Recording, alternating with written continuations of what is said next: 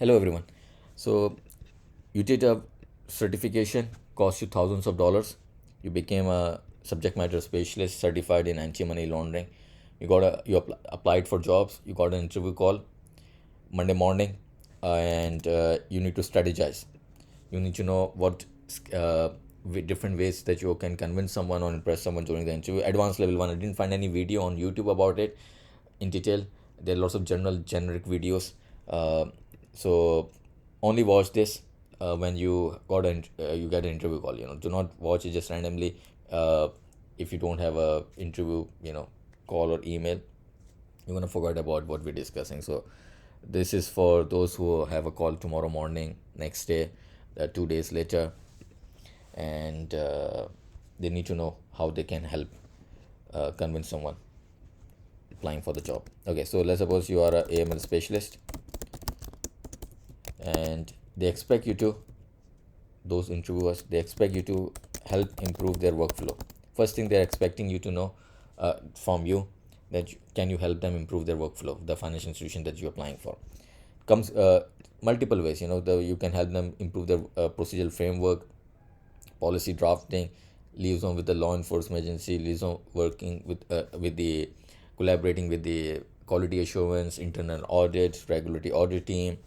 You are able to fine tune their thresholds. You are able to migrate from the old to the new one when you're implementing the new tool, plus where their user access testing UATs. You are able to draft the service level agreement. You're able to provide the training to the staff.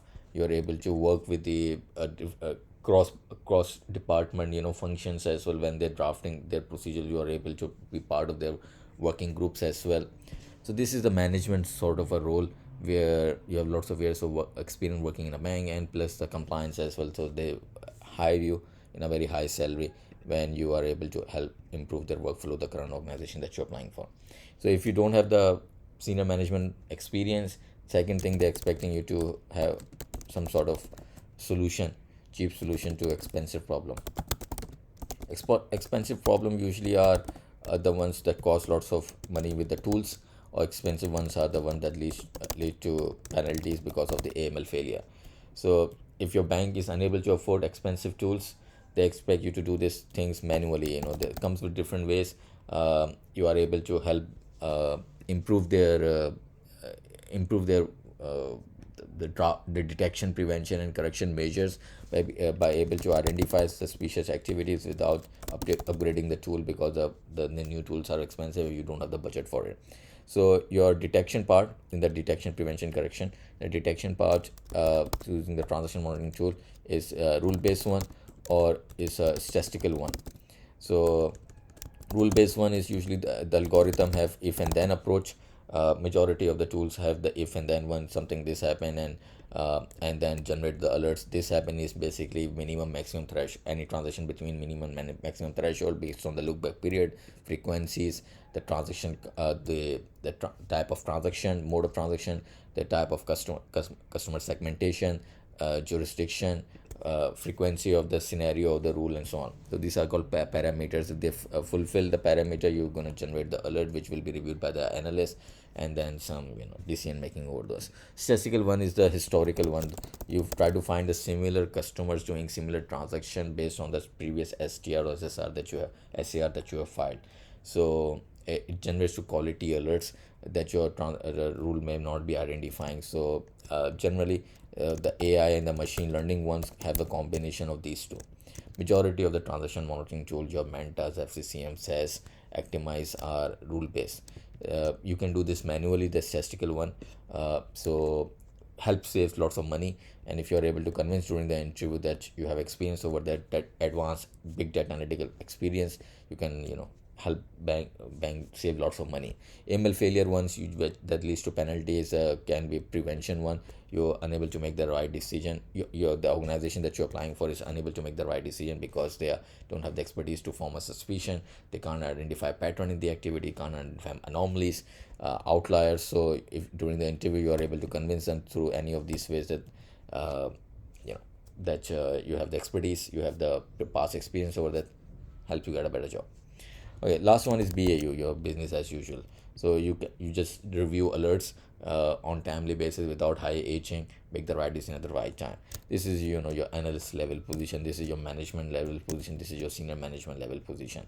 This will only help you get a junior, from junior to to senior analyst position. This will lead to, if you are already a team leader or manager, you can get a senior manager role. This is where unit heads and alternate compliance officer, chief compliance officer sort of a position, whichever the category you are in. This is what they are looking for during the interview. So in an interview, you get some closed questions, some open questions. So you need to quickly understand what sort of question they're asking. Closed is your yes or no question. So it's a very black and white sort of a question. They ask you something, but it will result in a scenario based question, case study sort of a, so they either result in yes or no.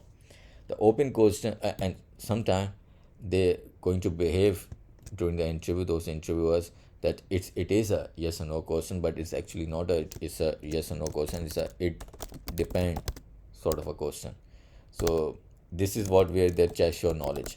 So a person with a limited knowledge will all assume that they whatever the question they're asking will result in either yes or no, but sometimes it depends on so many parameters, so many variables. So sometimes the response from you they're expecting to hear is a it depend. So you say that it depends, so they will say that the interviewer is going to ask you what does it depend upon. So you're going to say if this is the variable, if, then my answer is this, if these are the conditions, and then my answer is this. It's not so yes and no. So this is where you try to show your knowledge, that it's not always yes or no, black and white, because sometimes it depends on whatever the variables they gave you during the interview. You say that it depends on more variables, and based on my knowledge, this is the conditions. If it meets, this is the answer of this condition, meet, this is the answer. So lots of questions they try to assess your understanding based on this. So try to remember that it looks like a yes or no, but it's actually it depends sort of a question. Some questions are open, where they openly checking the extent of your knowledge, or asking you very open sort of a questions, which can result in thousands of different type of possibilities. So they're saying that what's your knowledge on those things, without giving you much multiple choices. So they may ask you that different ways that we can improve our anti-financial crime policies, procedures. What are the conditions that need to be met to upgrade them? So it can happen multiple various. So if you're going to give them the simple answer, they will assume that you are a simple person or you are a simpleton. So you need to give them the difficult answers. So during the interview, you either are trying to convince them, please hire me, I'm the right person, I'm the Citibank material, I'm the Bank of America material, I'm the Chase Bank material person, I'm a right fit for your organization, so hire me. uh, I tick lots of boxes. Or you're trying to impress them that whatever you currently are doing is at the current organization that you're working for, you're doing things in a much better way. So if the organization that you're applying the job for will hire you, you can help them massively this way. So this can be this or this to convince. Impressing is this or this. So this one is common in both of them, but if you're trying to convince someone, it's most probably for this one or this. Or if you're trying to impress them because you have so much experience, so much knowledge, so much exposure, so you show them every which way, that how in the current organization you were able to reduce their false positive with a particular percentage, how you were able to improve the number of STRs or SAR they filed, the CTRs, the EFTRs, the VCTRs they filed, how you were able to avoid penalties, observations, less observations identified by the internal auditor or QA team or the regulatory audit teams. So this way, trying to impress. This is where you have done, observe. This is where you have done, already done. You've been there and done that sort of a person. So you're just trying to show them that how many places you've been and how many things you have done.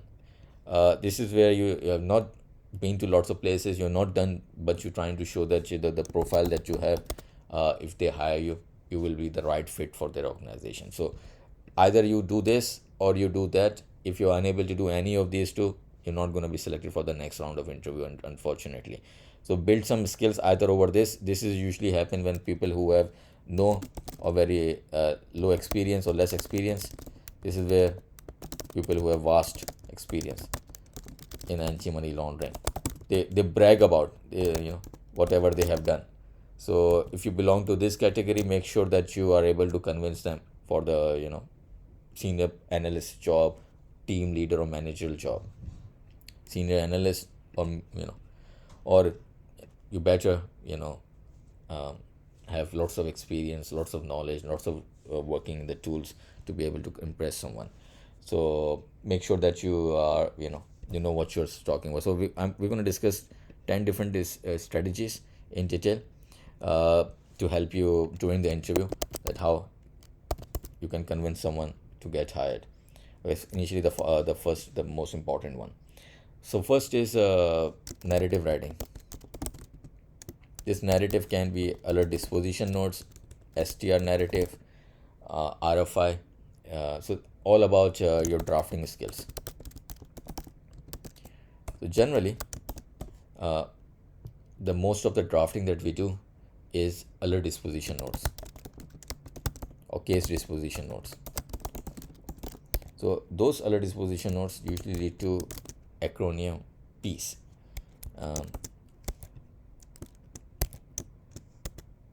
P, E, A, C, E.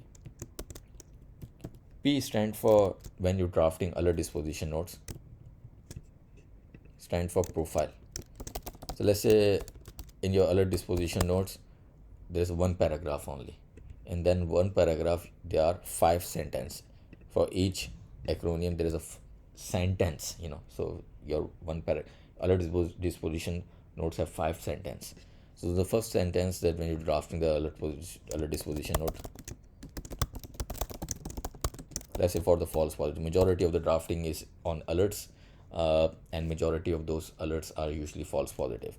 So you mention in the first line, the first sentence, that what is the profile of the customer. So subject details of the customer, the KYC of the customer in just one line. The either is a corporate or a personal banking account.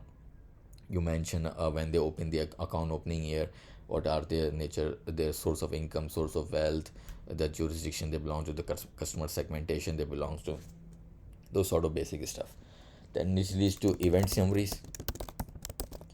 What has happened? Event means event trigger review. So what has happened, what you have found, your unusual activities that you found, the alert that you review using the transaction monitoring tool. This, you explain them in one line, the scenario that was used, the rule that was used, identifying the particular alert. So what was the unusual activity that was identified by the transaction monitoring tool, or identified by you. Then activity details, the same summary that you event that has happened, you explain them the next sentence what event was about. This is where you are more in detail, mentioning the transaction values, the mode of transaction, the time of transaction, how many transactions have been performed, what were the aggregate value of those transactions were, the time period those transactions were performed in the those details about it. So this is a brief summary in one sentence, that you how you're preparing someone when who's reading this, what they're going to find in the next sentence. This is the next sentence where they're going to find the detail. C, it's about your conclusion.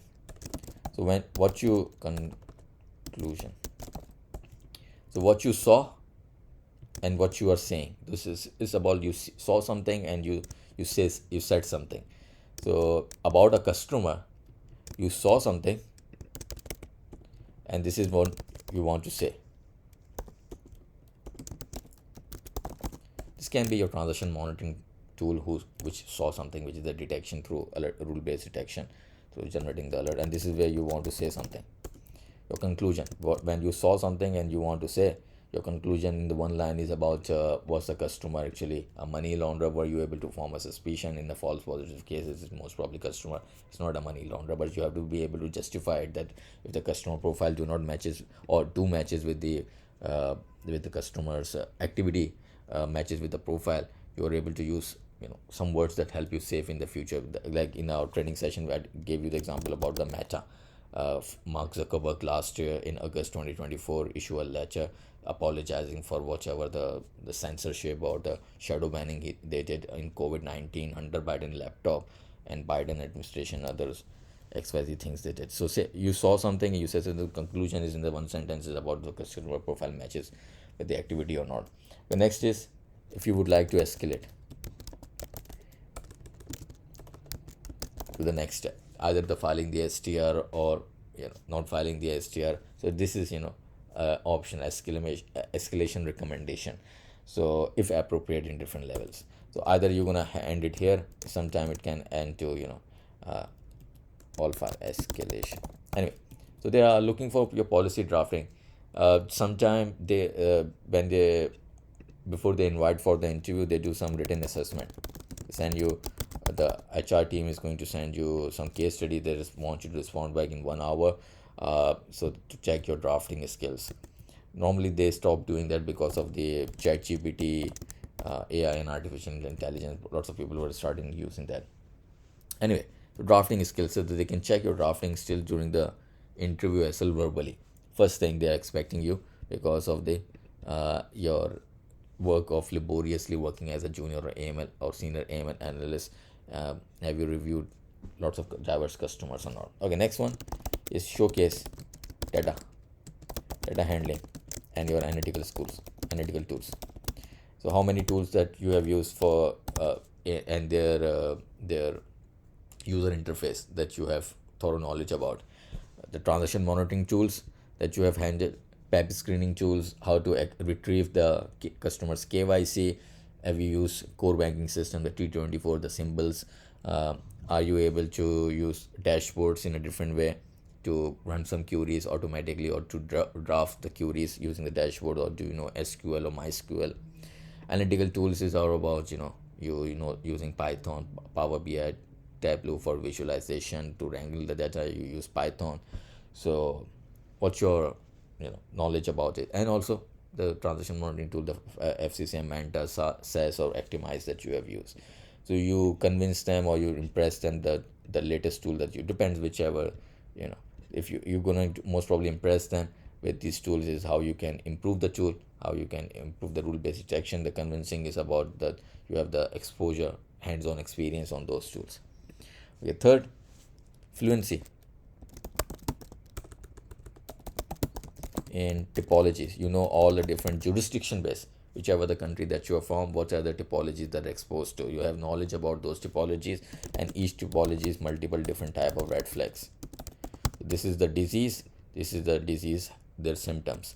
So through symptoms we are able to identify the disease if you are a specialist or doctor or your general physician. So fluency, jurisdiction based typologies, you can find them in your country's FIU website or central bank website, or if you were part of my AML training, I shared some example of those, or a document of some typologies the banks are usually exposed to. Next one, structure. When you open your mouth during the interview, the basic thing they expect you, if you have a certificate which you spend thousands of dollars in obtaining, they expect you to sound like a AML specialist, behave like a AML specialist. So structuring your answers like like a subject matter specialist. These days the competition is so high, they're not going to hire anyone who sound like a amateur during the interview. They do not need to. They have the interviewers, the recruiters have so many options these days to select people from.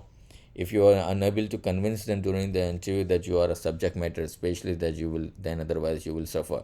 So during the interview you need to sound like a AML specialist, speak like a AML specialist, behave like a everything like a AML specialist. If you are not, if you responding to their questions by saying that let me respond to your question in my own words, then you're amateur. They're not hiring you. They're gonna laugh at you during the interview. They say that you spend thousands of dollars doing a certification and then you can't even sound sound like a behave like a subject matter specialist. Who gave you the advice to spend so much money? Thank you for coming. You're not invited for the next round. Okay, next one. This is the best one, where you have a case study. Those people who have experience, they show the best case studies. So bring a real simulated investigation investigated case study. You can't mention the details of it because that will lead to tipping off, but you should always have a case study ready for a 30-second version of explanation, 2 minutes version of that same case study explanation, or 5 minutes version, depends how much they're interested in. So you give a brief 30-second overview of that case study, that you have uh, reviewed the case in the past, and it's very interesting one. You have end-to-end knowledge about the case. So as a analyst, as a team leader, so you first give them the 30-second version. You're trying to impress them because you found a really good case in the current organization that you are working in. If they are more interested, they say that tell us more, or they ask you questions more about the cases, so you should have a 2 minutes version, giving them much more. So this is like a 30-second version. They ask for the bit more, so you have a this much version, so where you give end-to-end knowledge about it, whichever the one they can and they get too much interested, so you have the whole version available of that case study.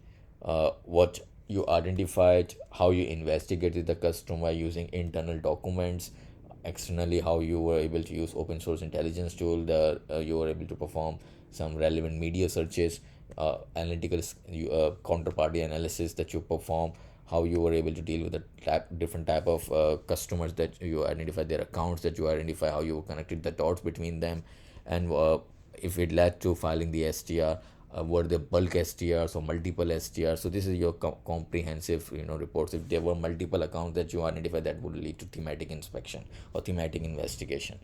So based on a theme, so you have a 5 minutes version for the same one, for the same case study. You have a brief, you have mid range, and you have a very long one details available if someone is interested. Usually if I want to take over an interview where I feel uncomfortable, the people who are interviewing me, they are very experienced people. They most probably going to ask me something that I may not know, so I will try to take over the interview myself. Take over as a candidate. I'm taking over the interview, where I know that they cannot interview from me more than 5 minutes or 10 minutes or more than 30 minutes or 1 hour, whatever, because they have limited time. They have to interview lots of candidates.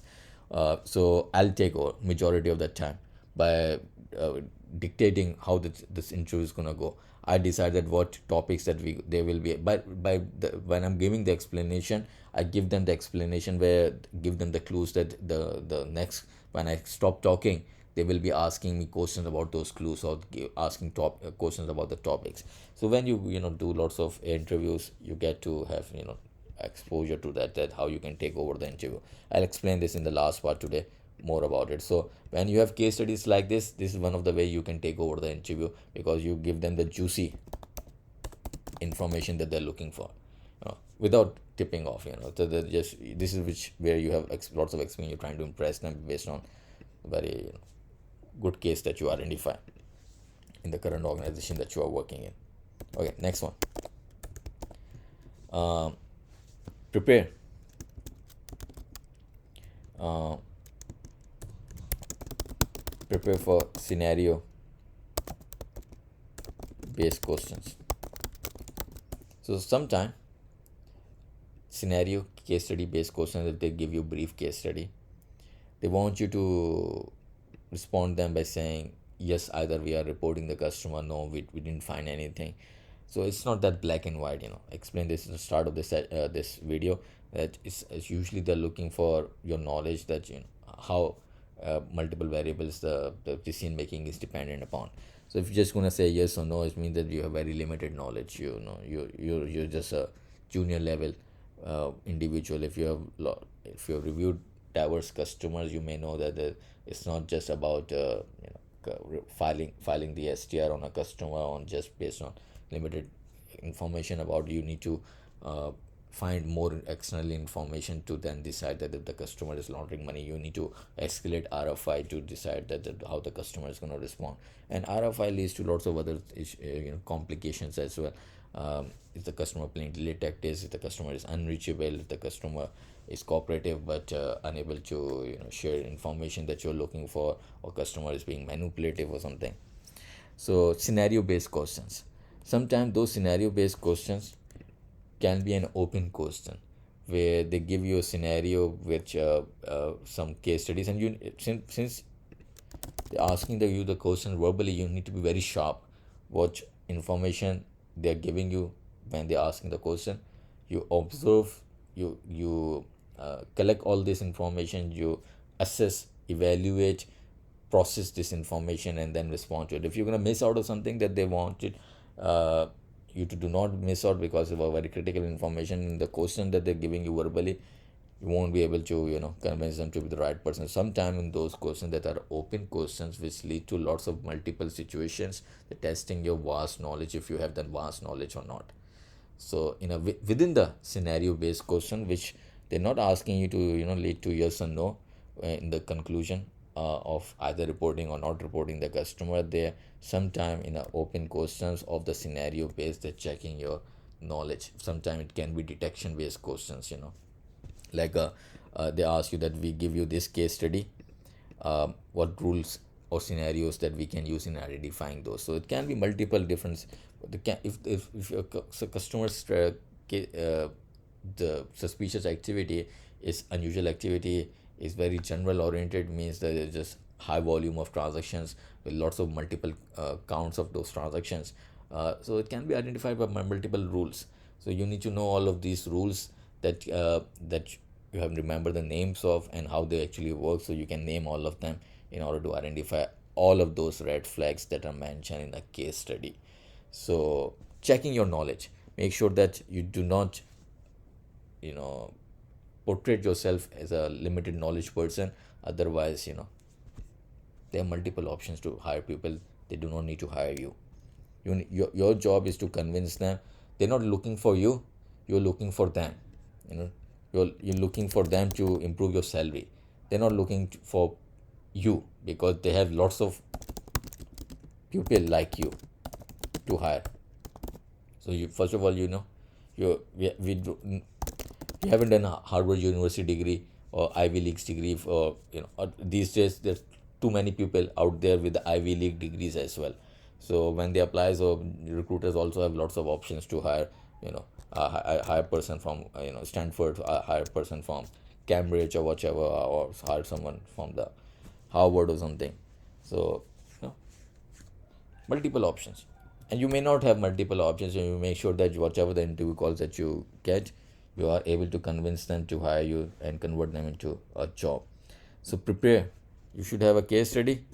You should have knowledge that the scenario based questions do not end up in yes or no. Next one, understand your AML system architecture, how it works, the detection, prevention, correction, all of these steps, how they work. You have detailed schema for all of them. The schema for detection, end-to-end detection process, the behavioral detection process, any step that they can ask you the questions about, you have knowledge about that. Goes for the prevention as well. What the steps are taken in order to reasonably perform the investigation that leads to the right conclusion. And also for the correction as well, the reporting and the correction as well, for you to sign what are the components of the service level agreements are that lead to the right decision making for the risk management of the customer, for the when you perform corrective measures.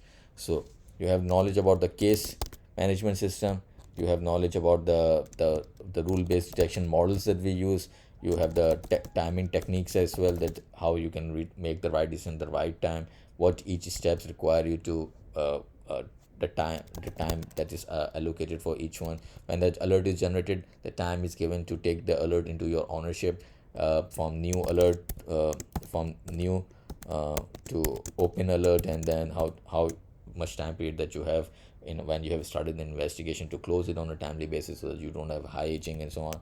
So you know the architecture of end to end what we do in the detection, prevention, correction. Okay, I just wanted to check the architecture name, spelling. Okay, next one. Uh, Sometime you take over the interview, you start asking high level questions from them. So they're not going to reveal you how they do things. The recruiters are not going to, the insurers are not going to reveal you how they do things in their own organization. But when you ask the right questions that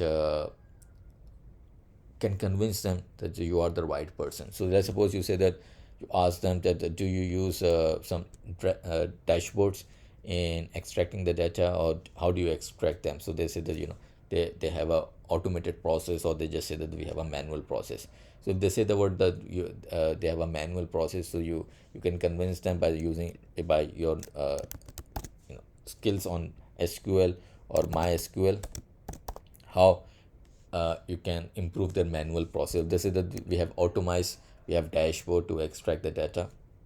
You can convince them that you know how to build or how to make a query in a dashboard, complicated query in a dashboard. So you get to know how the workflow of the organization that you're applying job. So during the interview, when you ask them questions, or they give you the opportunity to ask questions, so this is another way for you to either convince them to get hired, to get you hired, or to impress them. That impressing is where you have the power to negotiate as well, the salary, the designation. This may not be where you have much leverage to negotiate. You just want them to hire you, so you can improve your salary by 20%, 30% or something. Negotiation is where you can, 50%, 75%. You can even double your salary, because the way you impress them, because they feel that there are less candidates out there like you, so they would happily hire you. So this is where there are lots of candidates like you, so you're asking them to please choose me. I'm the right person. This is where you are negotiating with them that the current organization that you're working in, you're comfortable there, you do not need to switch. So if they want to hire you, they need to pay you, the what they you are looking for. So ask the right questions, try to understand, take some interest at what they, and do not ask anything stupid that can lead to negative impression about you. Ask the right questions where you know that they will not reveal detailed information about the organization workflow, but you ask them in a way that the questions where you are still be able to, you know be able to convince them by responding them how they uh, if they hire you, how you can help them improve, or if they hire you, how you can do the things that they currently already are doing on a timely basis. So take over take over your interview sometime. Either you can do this during the interview, start of the interview, dictate how your interview gonna go. Sometime at the end, you can also dictate that by asking the right questions. Okay. Second last, uh, know your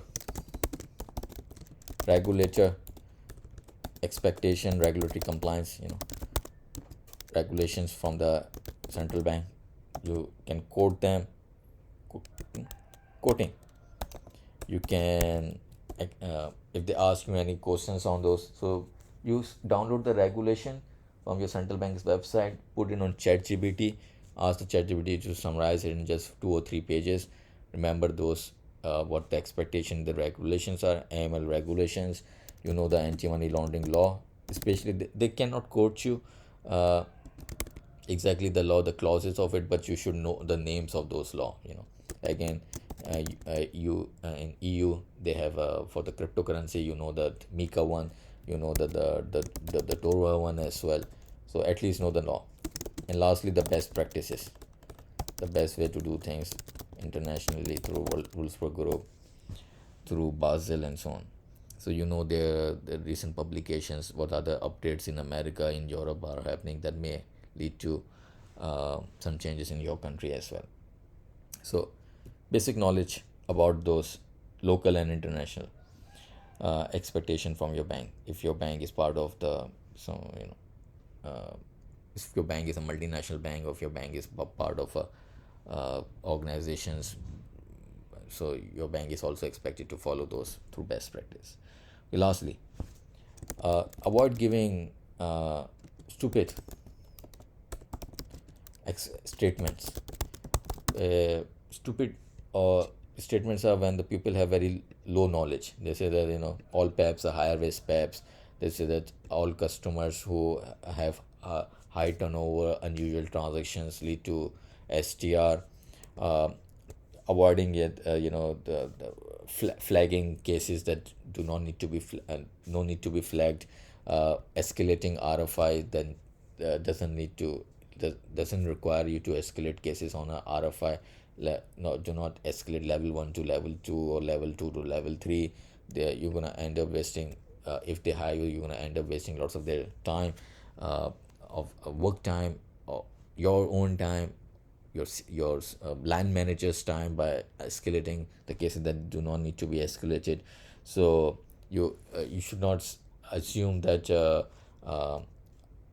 you know, all there are certain customers who do things in a certain way, so they're going to do those certain things in a certain way 100% of the time.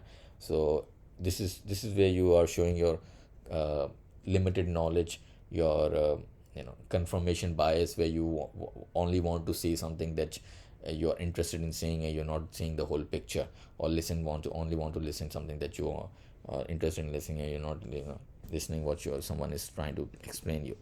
So giving stupid statements shows your limited knowledge. So make sure that however you are sounding during the interview, you do not generalize things that all customers like this are higher risk, or all customers like this are low risk. It depends on so many factors, because certain people do certain thing in a certain way 99% of the time, but what about that 1% of the time that can surprise you? Other people can surprise you as well. It's not always the pit bulls, that the dogs that are aggressive. Sometimes the golden retrievers can also surprise you, the chihuahuas can surprise you as well. So you cannot be so rigid in your thought process, in your investigation. You need to be a bit flexible for the 1% surprises as well, because those 1% surprises can lead to AML failure. If you don't make the right decision, you end up making the wrong one. So during the interview, out of these 10, the two or three that I will suggest you to focus on, that can help you at least on this one, is through your knowledge on the typologies, your basic knowledge about the regulations, the best practices, and knowledge about the detection, prevention, correction, all the steps that are the schemas that are involved in. But if you want to impress someone, then you should have a really good case study. You should ask the high level questions from them. You take over the interview. You sound like a AML specialist. You just don't have the certificate for it. You sound like a AML specialist, and you have really good drafting skills. You're not just drafting the alert disposition or the STR narrative. You're drafting procedural framework, the policy drafting, the service level agreements that we draft, and other type of drafting that we do. So depends what sort of job that you're applying for. Is it a junior or senior analyst one, manager level one, or the senior manager level one, senior management level one? So be very technical during the interview. If you do not sound like subject matter specialist, where you have a certificate which costs you thousands of dollars that you paid, and if you are unable to convince them, you will lose thousands of dollars 3 years later when your certificate expires. So don't just, when you're preparing for the certification examination, don't just look for ways to crack the exam. Don't just look ways to quickly pass the exam in a short period, quickly, in few months or few weeks or one weekend. you're gonna suffer a lot when you apply for a job, because this is the real test. The real test wasn't you saving money, sacrificing so many things to pay for a certification and then pass the exam. This wasn't the test. This is the test, which lots of people, majority of the people who spend so many much money in doing certification, they fail this test because they are unable to convince the right people to get to hire them or impress them. They are only looking to convince the examiner to help to to pass them the exam to get the certificate. If your goal is just this, then you're gonna suffer here. If your goal is not just to pass the examiner, you don't care about the examiner. Examiner is gonna give you the certificate even though you pass the exam with 62, 63, 65% overall right answer in the exam. Your goal should be to have knowledge to convince or impress the recruiter who this is the practical world. That's not the practical world. So only do the certifications, only spend thousands of dollars paying for the certification when you feel that you have the right knowledge to convince someone to hire you on a better salary, 30%, 40% increment on whatever you're currently doing, or be able to get a really good job where you can even sometime double your salary, or get 50% increment or 75% increment, and elevate your designation as well. So next video that you should be thinking of watching is these questions. There are around 25 to 30 questions that I mentioned. If you have if you can respond to those questions, I didn't intentionally give you any example of the questions here, because I have a separate video for that, where there are some technical questions that are mentioned and how you can respond them. Only apply for a job when you are able to respond to those questions the way I'm responding. So stop the video multiple times when you're watching and see that when you read the question, that how you respond and how I'm responding. Then after this, you should be watching that what are the skills that are required these days in 2025 for you to start or improve your AML career. If you want to find out that how many how much salary, how many jobs available that you can apply for, this is the video for you to start your compliance career with no knowledge, no experience, and what you can expect in the market. Video to watch. If you want to find out that what are the different certifications that are available in the market that you can pay and do, you should be watching, you should be thinking of watching a video on a due diligence. Made a video on due diligence. Yeah, this is the one. What are the different certificates available in the market, that how much they cost, and what certificate that you're thinking would be doing in order to improve your career. This also video explain you that how you can use LinkedIn to find out the salaries that are being offered currently. So lots of videos that you can watch.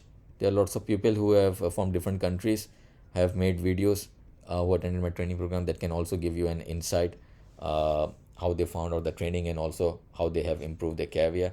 So make sure you make the right decision with the right attitude. Do not fall for the scam of people convincing you that how you can pass the exam quickly and crack the exam with some scenario based or multiple choice pass questions. You're going to suffer a lot, because the certificate expires 3 years later, and if you are unable to improve and unable to convince someone or impress someone during the interview or interview calls that you're going to receive, then you will every day wake up thinking that wish you could have spent this money somewhere else. Okay, thank you for watching. Only watch this video when you have receive an interview call. Okay, you can contact me if you want to attend any of my training, find out the exact fee. I'm waiting this video on 31st of July, so this is the 51st batch that is starting on. Whenever you're watching it, you can contact me on WhatsApp and find out the exact fee. Have a good day. Take care.